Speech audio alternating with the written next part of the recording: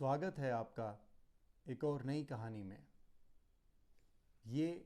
उन असुलझी दास्तानों में से है जिसकी तलाश, जिस कहानियों की तलाश उन दास्तानों को है, उन कहानियों को है कि ये अधूरा सच कब पूरा होगा। ये उन अविश्वसनीय, अकाल्पनीय और हकीकत से जुड़ी हुई वो दास्तानें हैं जो इंसान को झंझोर के रख देती हैं और जिनकी पूरा होने का, जिनके अस्तित्व को पूरा होने का जो रास्ता है, जो मंजिल है, उसको तय करना सच को अभी बाकी है। सच अभी भी अपने मंजिल की तलाश में भटक रहा है और कुछ प्रश्नों का उत्तर जानने का प्रयास कर रहा है। चलें, आज हम भी उन सुलझी जो दास्तानें हैं, उन दास्तानों में डूबने का और उन्हें सुलझाने का थोड़ा सा अपनी तरफ से भी प्रयास करते हैं। तो ये जो कहानी है, ये कहानी है अमेरिका के एक ऐसे राष्ट्रपति की जिनकी मात्र लगभग 6 सेकंड में, जिनकी जो जीवन की जो दास्ता है उसे अंतिम मोड़ पे लाके रख दिया जाता है। 6 सेकंड में 3 बार फायर किया जाता है और उनकी मौत हो जाती है। ये एक ऐसी विचित्र घटना है जिसका लगभग आज 55 साल, लगभग 54-55 साल इस घटना को बीत गए हैं, लेकिन आज भी इस प्रश्न का उत्तर मिल पाना थोड़ा असंभव सा लग रहा है कि ये कराने वाला जो मास्टरमाइंड था, किसने ये करवाया, किन हालातों के चलते करवाया, कोई सटीक जानकारी नज़र नहीं आती है। खैर, हम इस अधूरी दास्तान को पूरा करने का प्रयास करेंगे,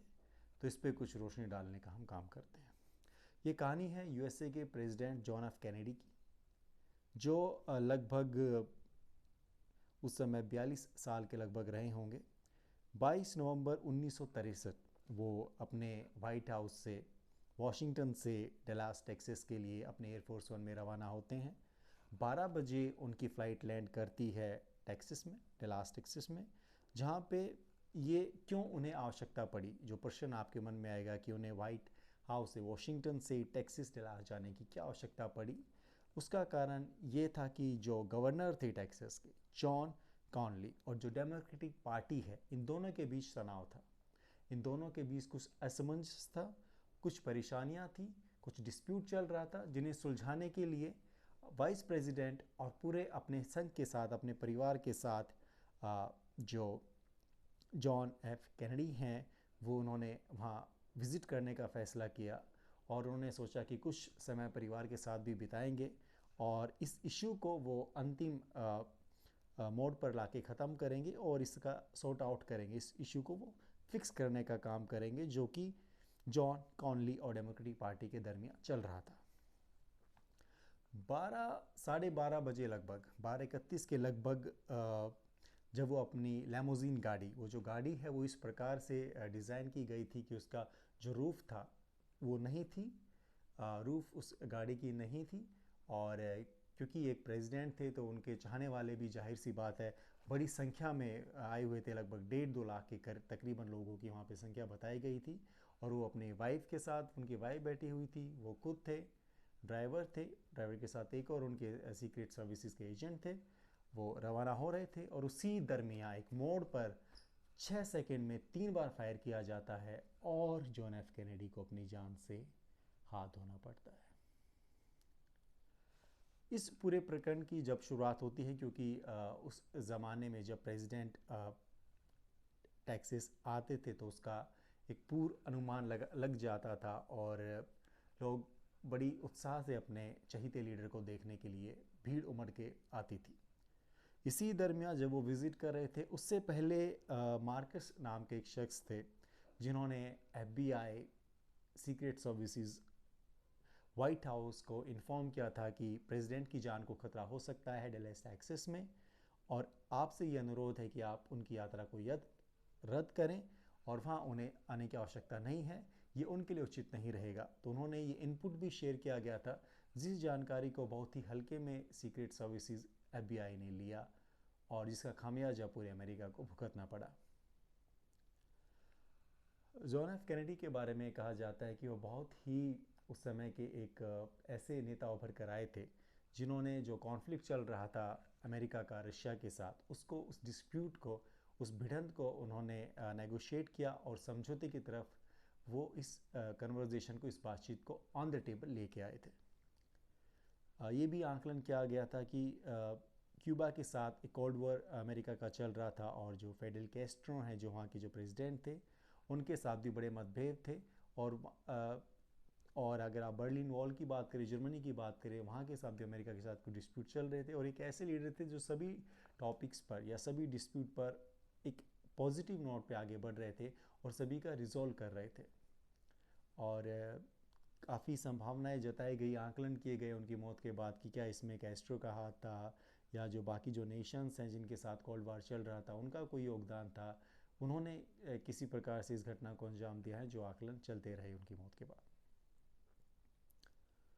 अब जो लगभग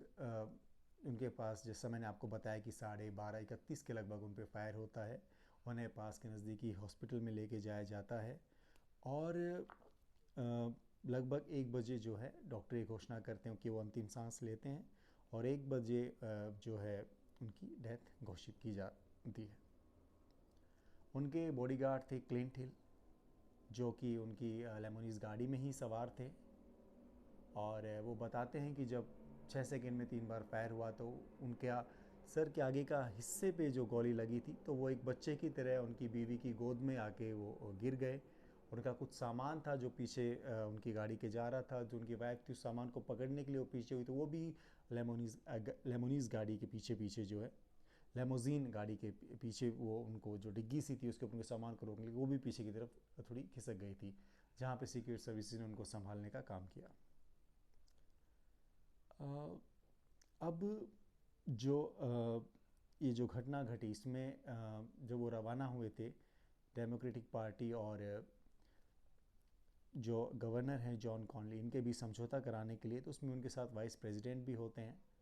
और वो जो है वाइस प्रेसिडेंट जो होते हैं उसी काफिले में पीछे की कुछ गाड़ियों में होते हैं, तो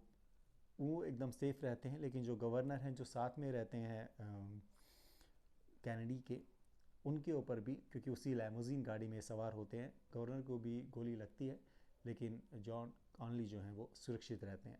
तो ये भी एक अंदाज़ा, अनुमान लगाया गया था कि ये जो स्नाइपर था जिसने ये गोलियां चलाई थी वो असल में जॉन कॉनली के लिए आया था, लेकिन गलती से प्रेसिडेंट के ऊपर गोलियां चल गई, ये आकलन था। और लगभग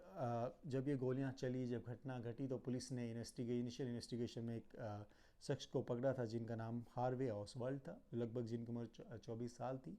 उनको पुलिस ने पकड़ा था। और हालांकि इसमें ऑसवाल्ड का कहना ये था कि उन्होंने कोई भी फायर नहीं किया है और उन्हें बेवजह फंसाया जा रहा है। तो ये बड़ी एक हैरानी की बात है कि एक 24 साल के लड़के को बंदूक के साथ पकड़ा जाता है और उसे वहाँ पे जो थाने में, उसको पुलिस स्टेशन में बंद कर दिया जाता है। और जब वो पुलिस स्टेशन से उसकी पेशी कोर्ट के लिए हो रही होती है तो उसको जो है एक जैक रूबी करके कोई शख्स है, वो उसको गोली मार देता है। यानी जिसको पुलिस पकड़ती है इनिशियली इन्वेस्टिगेशन में कि तुमने गोली चलाई है, जिसका नाम होता है हार्वे ऑसवाल्ड, उसको पकड़ के जब जेल बंद करती है, उसे डिस्ट्रिक्ट मजिस्ट्रेट के सामने पेश करती है, तो उसके ऊपर जैक रूबी नाम से एक शख्स जो है वो गोली चला देता है। यानी वो इस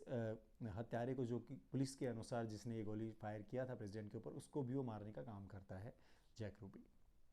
जब जैक रूबी से ये बात निकलवाई कि आपने इसे क्यों मारा, तो उसने कहा कि वो जो जॉन एफ कैनेडी हैं, उनकी जो वाइफ हैं, उनके आंसुओं को वो देख नहीं पाया। उनकी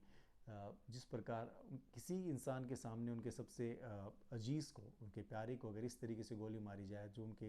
उनको जो इस उत्पीड़न हुआ है, जो पीड़ा हुई है, उसका बदला लेने के लिए उसने ऑसवाल्ड का मारा है। अब इस घटना के अगर आप क्रम की बात करें तो कुछ ही दिनों में जो है जैक रूबी की भी हत्या हो जाती है। ये कड़ियाँ हैं, असुलझी दास्तां हैं। इन कड़ियों को जोड़ने का काम अमेरिकन एजेंसीज़ ने किया, लेकिन सही मायने में सच क्या था वो कभी भी उजागर नहीं हुआ। अब जो आकलन रहा, जो पोस्टमार्टम हुई, उसमें इस बात तक की भी अगर आप बात करें, जो पोस्टमार्टम था लगभग जब उनकी 1 बजे हत्या हुई तो उसको उसी समय प्रेसिडेंट को एयरफोर्स 1 से वाशिंगटन वापस ले जाने का प्रबंध किया गया। उस समय उनकी पोस्टमार्टम जो है नहीं होने दी गई। और जो वाइस प्रेसिडेंट जॉनसन, जो वाइस प्रेसिडेंट थे, वो एयरफोर्स 1 से अपना रवाना होते हैं और प्रोटोकॉल्स के अनुसार अगर प्रेसिडेंट नहीं होते हैं तो वाइस प्रेसिडेंट को पूरी कमान संभालनी पड़ती है। और सेरा हुइस्कर की डिस्ट्रिक्ट मजिस्ट्रेट थी, जो जॉनसन है, जो वाइस प्रेसिडेंट है, उनको प्रेसिडेंट के रूप में गवर्नमेंट अप्रूवल या आप ये कहेंगे उनको सर्टिफिकेशन देने का वो काम करती हैं सारा ह्यूज। अब उनको वापस वाशिंगटन लिया जाता है, उनका पोस्टमार्टम अभी तक होता नहीं है, डिले हो जाता है और इस पूरे प्रकरण में एक खिचड़ी सी पक जाती है। यानी अगर आप देखें, जिस शख्स को संदिग्ध पुलिस एक पर्सपेक्टिव के रूप में गिरफ्तार करती के कातिल हो सकते हैं, उनको भी एक शख्स मार देता है और वो भी उसकी भी जान ली जाती है। तो कुछ ना कुछ ऐसा नज़र ज़रूर आता है कि दाल में कुछ काला है। और 55 साल के बाद भी आज भी सच तलाश कर रहा है कि ये हुआ, इसके पीछे करने वाले क्या एक टीम, क्योंकि जिस तरीके से इस घटना को अंजाम दिया गया, ये टीम वर्क नज़र आता है। और हालांकि डोनाल्ड जूनियर ट्रंप जो थे, उन्होंने भी इसके ऊपर हाईलाइट, इस केस को ओपन करने का उन्होंने काम किया और उन्होंने भी अपने एंड से पूरे अमेरिका में जो है इसके ऊपर प्रकाश डालने का उन्होंने प्रयास किया कि कोई अगर अपने इनपुट या कोई फर्दर इन्फॉर्मेशन शेयर करना चाहता है जॉन एफ कैनेडी केस में तो कर सकता है। लेकिन आज तक कोई स्वरूप रूप से सच जो है वो अधूरा ही है और तलाश अभी जारी है सच की। अमेरिका में सर्वे भी हुए जहाँ पर अधिकतर अमेरिकन्स ने ये इस बात को स्वीकार किया कि ये एक सस्पेक्टेड मर्डर है, सस्पेक्टेड जो है मर्डर है, और आज तक इसका कोई खुलासा नहीं हुआ है और सही मायने में जो सही कातिल है जिसने इस घटना को अंजाम दिया वो गिरफ्त में नहीं आया है। क्या कारण थे कि अमेरिका जैसे एक डेवलप नेशन में, एक ऐसे देश में इतनी बड़ी घटना को अंजाम दिया जाता है, लेकिन कातिल या जिन लोगों ने इस घटना को अंजाम दिया उनके विषय में कोई भी जानकारी पुलिस पुख्ता रूप से पेश करने में असफल रहती है। असुलझी दास्तां ये है, लेकिन ये हकीकत है। जॉन एफ कैनेडी की बीवी, उनके 2 बच्चे भी उनके साथ रहते हैं और जो छोटे बच्चे होते हैं वो गाड़ी को देखते हैं, निहारते हैं। पूरा विश्व उस सीन को देख के, उस पिक्चर को देख के सहम जाता है। और अमेरिका के इतिहास की अगर आप बात करें तो जो इस प्रकार जितने मर्डर हुए, लगभग 4 प्रेसिडेंट ऐसे अमेरिका के इतिहास में रहे जिनके ऊपर इस प्रकार से हमला किया गया है। और ऑसवर्ल्ड जो हैं, हार्वे ऑसवर्ल्ड, जो 24 साल के हैं, जिनके ऊपर ये आरोप लगता है कि आपने प्रेसिडेंट को मारा है, उनको इन्वेस्टिगेशन के आधार पर पुलिस पकड़ती है और पुलिस कस्टडी में वो लगभग 48 घंटे रहते हैं। फिर जब वो कोर्ट के लिए जाते हैं तो उनको भी मार दिया जाता है जैक रूबी नाम के इंसान के द्वारा, और फिर जैक रूबी की भी हत्या हो जाती है। तो कहीं ना कहीं ये नज़र आ रहा है कि शायद कुछ चीज़ों को बहुत ही विचित्र ढंग से इस तरीके से समेट के रखा गया या इस तरीके से बुना कि ये पर्दा कहीं उठ ना जाए। और बहुत बड़ी एक हानि होती है 22 नवंबर 1963 को पूरे अमेरिका को। और एक समझौता कराने के लिए जॉन एफ कैनेडी जाते हैं, जो जॉन कॉनली गवर्नर हैं टेक्सास, डलास टेक्सास के, डेमोक्रेटिक पार्टी के दरमियान। और इस झगड़े के बीच में अपनी लैमोजीन गाड़ी से, एक ओपन रूफ गाड़ी वो रहती है, ये आज तक भेद नहीं खुल पाया कि जो फायर था वो सामने की तरफ से किया गया, बैक साइड से किया गया। इसका भी आकलन लगाने में ये कहा गया कि 6th फ्लोर की पब्लिकेशन हाउस जो सामने रहता है मोड़ के, जहाँ पे गाड़ी को मुड़ना होता है, उससे फायर हुआ था। ये सामने की तरफ से किया गया, पीछे की तरफ से किया गया, असुलझे प्रश्न। और हैरानी की बात है कि विश्व की सबसे डेवलप्ड नेशन माने जाने वाली अमेरिका भी यहाँ पे कहीं ना कहीं विफल होती नज़र आई। और जो बॉडीगार्ड थे क्लिंट हील, उनको भी इस चीज़ का बड़ा पछतावा रहा कि शायद वो तीसरी बुलेट जो कि दिमाग के ऊपरी हिस्से पे लगी थी, वो पार करके गई थी जो कैनेडी के, अगर वो काश वो उस गोली को खुद के ऊपर खा लेते और शायद जॉन एफ कैनेडी को वो जिंदा बचाने में कामयाब हो पाते। एक बड़ा पछतावा उन्होंने अपने इंटरव्यू में बताया कि उनको बहुत इस चीज़ का बहुत मलाल है, बहुत पछतावा है, लेकिन हकीकत को उनको भी स्वीकार करना पड़ा है। और उनके अनुसार भी जो दृश्य थे उस समय के, उनको याद करके आज भी उन्हें बहुत तकलीफ़ होती है, बहुत दुखदाई है। और जॉन एफ कैनेडी के बारे में वो कहते हैं कि ये पूरे अमेरिका के लिए नहीं बल्कि पूरे विश्व के लिए एक नुकसान रहा, क्योंकि वो जिस तरीके के प्रगतिशील युवा नेता थे और रशिया के साथ समझौता में, जो रशिया के साथ समझौता हुआ है, जो बर्लिन जर्मनी के साथ समझौता हुआ, क्यूबा के साथ जो फर्दर डिस्कशन रह रही थी, उनका एक अहम योगदान उसमें था। और सामान्य वर्ग अमेरिका का खुश था उनसे, उनके प्रगतिशील विचारों से। जॉन एफ कैनेडी की मौत होती है और FBI, secret services, white house की जो टीम है पूरी इस बात की तह तक पहुंचने में बिल्कुल असफल रह जाते हैं। और आज भी 54-55 साल के बाद भी प्रश्न वहीं बरकरार रहता है कि किसने इस घटना को अंजाम दिया, कौन मास्टरमाइंड था, स्ट्रेटेजिस्ट कौन था, और किस प्रकार से क्योंकि देखिए आप, गोली चली है, 3 फायर हुए हैं 6 सेकंड में, तो उसको पूरा इस बात का अनुभव था कि गाड़ी की छत नहीं है, लेमोजीन गाड़ी में वो आएंगे और लेमोजीन गाड़ी से इस मोड़ पे हमें फायर करना होगा तो फायर उनको सही लगेगा। जैसे ही उनके दिमाग 3 फायर होते हैं 6 सेकंड में और उनके दिमाग के ऊपरी हिस्से में गोली आर पार होती है, वो एक बच्चे की तरह कूद के अपनी वाइफ के जो हैं गोद में जाते हैं। और वाइफ जब वो गोली हिट करती है, उनका कुछ सामान पीछे की तरफ जाता है, जिसे रोकने के लिए वाइफ लेमोजीन गाड़ी के पीछे की तरफ जाती हैं, अपने हाथ अपने ऊपर करते हैं कि जो सामान गिरे ना, उस सामान को वापस लेकर का काम करती हैं। और उनको भी इस हड़बड़ाहट में समझ नहीं आता, और शायद उनकी अपने पति को, अपने सबसे प्यारी चीज़ को इस प्रकार से मरते हुए देखना उनके लिए ये बहुत बड़ा पीड़ा रहा। और पूरे विश्व के लिए एक ऐसा प्रश्न चिन्ह बन के सामने आ गया ये कि जिसकी तलाश, जिस हकीकत की तलाश आज भी सच कर रहा है, और उजागर होने में, उस सच को सामने आने में न जाने कितने और अंधेरों का सामना करना पड़ेगा। और ऐसी घटना को अनबिलीवेबल ही कहा जा सकता है। तो ये कहानी थी यूएस के प्रेसिडेंट जॉन एफ कैनेडी की। लगभग वो अपने कार्य शैली की अगर आप बात करें तो 2 साल और 10 दिन का समय उन्होंने अपने प्रेसिडेंट के रोल में निभाया था। और 2 साल 10वें दिन में जो है ये घटना घटित हुई, और जिसका मलाल चाहे क्लिंट हिल हो, चाहे ये भी धारणा आई थी कि इस हत्या को जो है, इस साजिश को असल में बुना गया था डलास टेक्सास के जो गवर्नर थे जॉन कॉनली, उनके लिए, लेकिन निशाना चूकने के कारण वो गोलियां प्रेसिडेंट को लगी। और जॉन कॉनली जो हैं वो भी प्रेसिडेंट के साथ उनके लेमोजीन गाड़ी में सवार थे। उनको गोली ज़रूर लगती है लेकिन वो सुरक्षित बच जाते हैं। ये धारणाएं हैं, ये इन्वेस्टिगेशन के कुछ ब्यूरो हैं, कुछ दायरे हैं जिनके तहत ये बातें ये उभर के आई हैं। और जो वाइस प्रेसिडेंट थे जॉनसन, वो भी उसी काफ़िले में शुमार थे, लेकिन उनकी गाड़ी बहुत पीछे थी उसी काफ़िले में, लेकिन वो बिल्कुल सुरक्षित रहे। और इस जो असल में क्या, ऑसवर्ल्ड जो कि 24 साल के थे, एक नौजवान थे, हार्वे ऑसवर्ल्ड, वो पुलिस कस्टडी से कोर्ट जाते हैं तो उनके ऊपर जैक रूबी नाम का शख्स गोली चला देता है। और जैक रूबी को है भी जो है कुछ दिनों में उनको ऊपर भी आक्रमण होता है, उनको भी ख़त्म कर दिया जाता है। मार्कस एक इनिशियल एक इनपुट शेयर करते हैं FBI के सामने, वाइट हाउस के सामने, और जो सीक्रेट सर्विसेज हैं कि आप प्रेसिडेंट जॉन एफ कैनेडी की यात्रा को रद्द करें। यहाँ लोगों में उनके खिलाफ नाराज़गी है, एक तबका है जो उनसे खुश नहीं है और इस वजह से उनकी जान को खतरा है, तो आप उन्हें यहाँ आने से रोकें। लेकिन अपने पॉलिटिकल एस्पिरेशंस के चलते और एक लीडरशिप के चलते जॉन एफ कैनेडी वहाँ विज़िट करते हैं और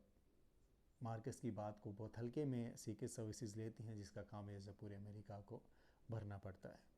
तो ये कहानी थी जॉन एफ कैनेडी की, कैसे वो जिनका जो अधूरा सच है वो सामने आने की कोशिश कर रहा है। कौन लोग इसके पीछे थे, किस वजह से इस घटना को अंजाम दिया गया, क्या इसमें क्यूबा के फेडल कैस्ट्रो जो हैं वो शुमार थे, या रशिया का कोई जो पॉलिटिकल जो धारणाएं हैं उनके तहत ये बात है। हालांकि जो जिससी घटनाएं घटित हुई थी उनसे कहीं ना कहीं एक सवालिया निशान तो ज़रूर होता है, और प्रश्न चिन्ह के दायरे में अमेरिकन एजेंसीज़ और अमेरिका खड़ा ज़रूर नज़र आता है।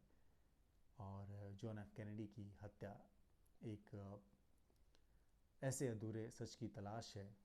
जो कि जिसे समझ पाना शायद आसान नहीं है, लेकिन ये उम्मीद हम कर सकते हैं कि जो हकीकत है वो लोगों के सामने आए और उनके जो प्रशंसक हैं, जो चाहने वाले हैं, वो अपने जो लीडर हैं उनकी आत्मा को शांति के लिए प्रेस कर सकें। खैर, ये दास्तान थी जॉन एफ कैनेडी की। हमें उम्मीद है कि आपको ये जो कहानी है ये पसंद आई होगी, और इस कहानी में जितना संभव था उतने हमने कवर करने की कोशिश करी है, आपको एक बेटर तरीके से समझाने का हमने प्रयास किया है। जॉन एफ कैनेडी जो कि एक स्टार थे, एक फ्यूचर की होप थे अमेरिका के लिए, उन्हें अपनी जान से हाथ धोना पड़ा था 22 नवंबर 1963 को। फिर आपके साथ एक नई कहानी के साथ हम मौजूद होंगे। तब तक के लिए आप अपना ख्याल रखें। जय हिंद, जय भारत, धन्यवाद।